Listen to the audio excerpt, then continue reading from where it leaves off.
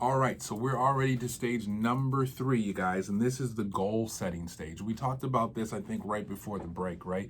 Of the fact that the difference between having a cup of the difference between having a cup of coffee with your friend and going in to seek help from a professional is that you're really working on goals and it's engaging them in a change process. We talked about the stages of change where people are at. They might not even be thinking about change, so they're pre-contemplative, or they're thinking about change, but they haven't done anything, so they're contemplative.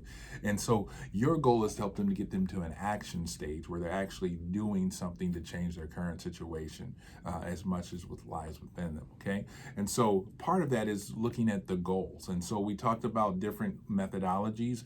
This is where you can utilize, we talked about 2 in particular, setting SMART goals, right?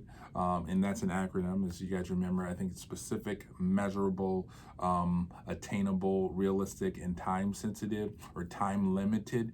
So it's not like saying, I'm going to start to, let's go back to that example of the kid processing through the divorce situation with their family. They've got that friend that they connect to. So when's the next time you could reach out to your friend and you guys could set up a time to connect? Because that seems to be helpful for you. That's what I'm hearing, right?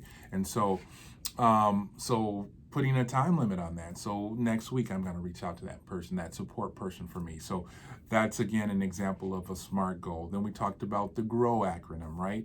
And so that is another model of goal setting that we talked about that you can utilize and reference when you're working with individuals.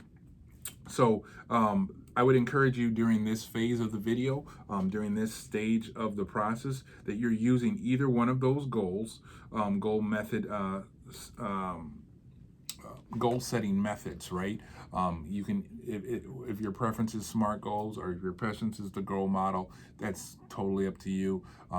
But you would want to identify one goal, at least one goal, and say, okay, let's walk through this process to help us to flesh that goal out. So that's really what you're working on. The other thing that you want to do is make sure that you're not imposing your goals onto the client, but it's a mutual process. So you're making sure that you're not saying, okay, I've come up with this goal, I think you need to see that friend of yours. No, but it's something like, is this something that you know that makes sense for you to do? And that would be a great time to use a closed-ended question, right? It's a yes or no answer, a response. So making sure you got buy-in and making sure that it's a goal that's coming from what you're hearing that client share with you. Yeah.